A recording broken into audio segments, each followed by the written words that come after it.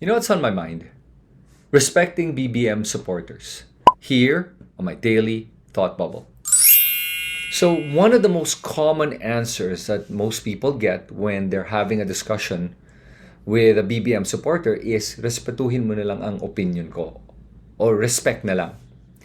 And that is a very common answer that BBM supporters give when they want to end the discussion. And there are two primary reasons why they do that. They want to end the discussion, and that's why they just stop it with respect my opinion, is because, number one, most BBM supporters can't even explain or defend why they're voting for BBM. As a matter of fact, there are quite a few that don't even know why they're voting for BBM. I actually spoke to some of them that actually just said to me that they're supporting BBM because their parents told them to or somebody told them to, and they're just going with the bandwagon. So there's that group of the bandwagoners. The other BBM supporters are the hardline ones, the ones that are gonna double down.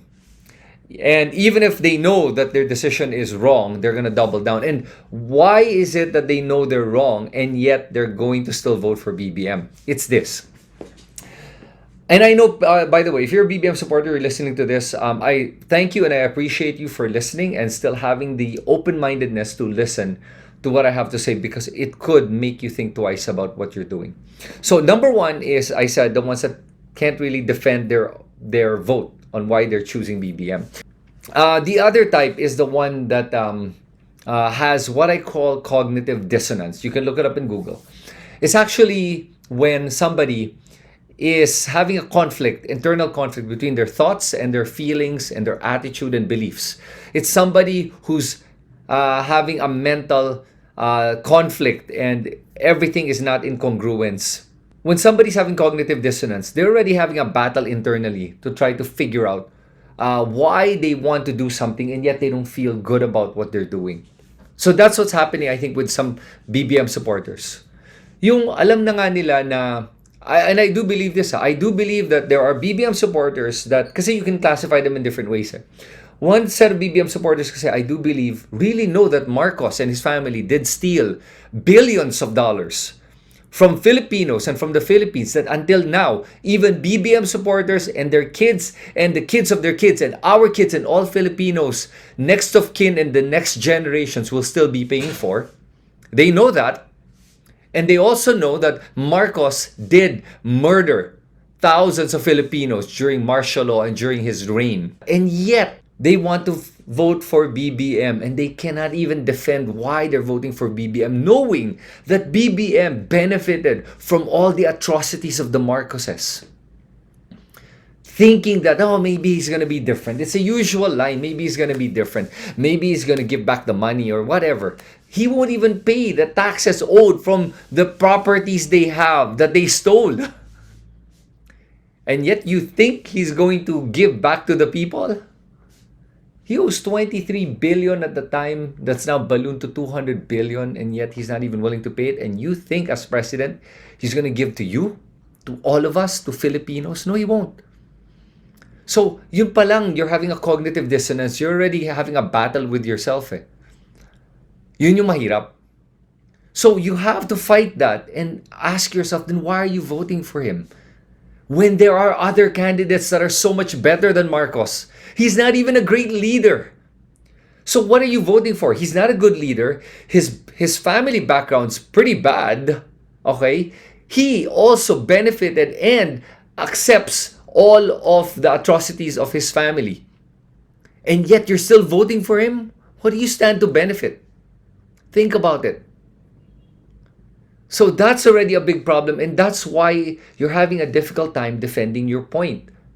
And that's why hinihingi mo na lang, respetuhin na lang opinion mo. I respect your opinion. I respect all opinions. What's harder for me to respect is the fact that you won't engage in a discussion. And that's difficult. I'll try, but it's difficult. But the fact, if you're listening to this podcast, then I respect you because you're listening and you're still keeping an open mind. Now, the other kind of Marcos supporter or BBM supporter is the one that does not believe that Marcos stole money and does not believe that he had people killed. Now, that's a little bit different because that kind of person is living in a different reality na eh. Because it is a fact that he killed people, thousands of Filipinos. Marcos killed thousands of Filipinos. Think about that. And he stole the money of the Philippines. That's a fact. That's not a truth. That's a fact. You can talk to the families of the victims that still live until this day to find out if you really. I don't even know why you don't want to believe that. Eh. And the other one stealing the money. Listen, the fact that they have the money in their bank accounts under their name tells you that they did steal the money, because where else would the money be coming from? They don't have jobs. My God. So that's a little bit difficult. It's hard to respect naman somebody who refuses to believe facts. Not truth, facts. But I still respect you for the fact that you're listening to this podcast. If you're a BBM supporter and you're listening, I respect you. I have that much respect for you. And when somebody is having a discussion with you or talking to you, they're not disrespecting you. They're just disagreeing with you. That's an important distinction between disagreement and disrespecting. They're not correlated. You can disagree and still respect somebody. I can disagree with my friends that support BBM and still respect them. The hard ones are the ones that don't want to challenge their belief. You have to challenge your belief. If you're a BBM supporter, challenge your thinking. Ask yourself the question, why am I supporting BBM? At the end of the day, I think we all want the same things for the Philippines. At least I'd like to believe so. Number one, I think we all want to get rid of corruption. I think that's, we can agree on that, right? Okay. So given that we all want to get rid of corruption, regardless of who your candidate is, then why would you support Marcos? Why would you support and want to vote for BBM, whose family is the most corrupt in the world? Why? I mean, unless you really believe his family is not corrupt, well then I think you have to check your facts, because you're not living in reality anymore. Now, if you do believe his family is corrupt, then why are you voting for him?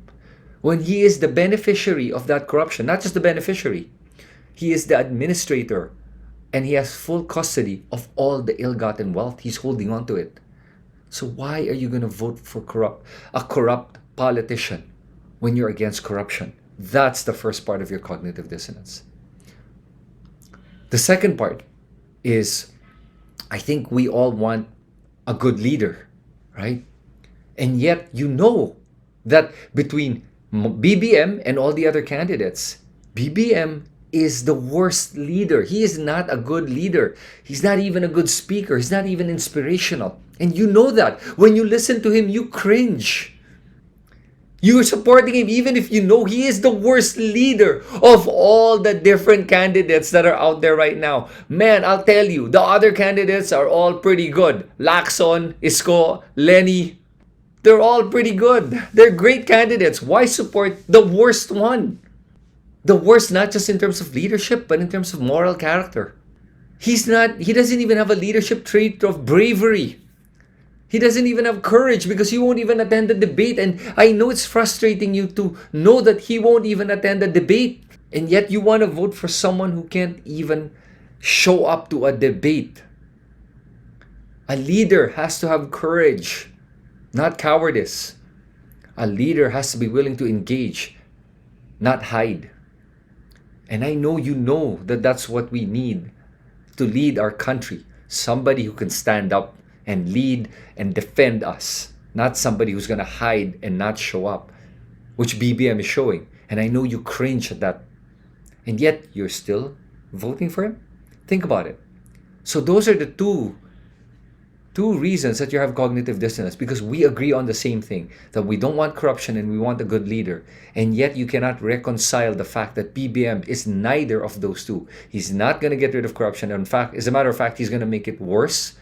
And number two, he's not a great leader. He's not even a leader at all. And the two reasons you want to vote for him are the two reasons that are against what you stand for and what we all stand for. So do challenge yourself. You don't have to have a discussion with him. You can if you'd like. You can post a comment below. We'll have a discussion if you'd like. But if you can't even defend your position or your vote or why you're doing this, then maybe you should think twice about that vote. Because maybe there is so much more at stake than your pride and ego. And you know what's at stake here? The future of our country, the futures of all Filipinos.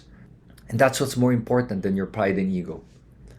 Let go of the pride and ego and be able to face the reality, the facts, or at least have a discussion about it, or at least be able to admit or accept that, yes, maybe I'm having a cognitive dissonance, and maybe I do need to look at, again, why my choices are this way versus what are my values. Because I do believe that deep down you have a good heart, and you're also trying to figure out what's right for our country. So with that, I hope that you do have a change of heart and a change of mind, and think twice and vote for somebody else, anyone else, just not BBM. And that's what's on my mind today.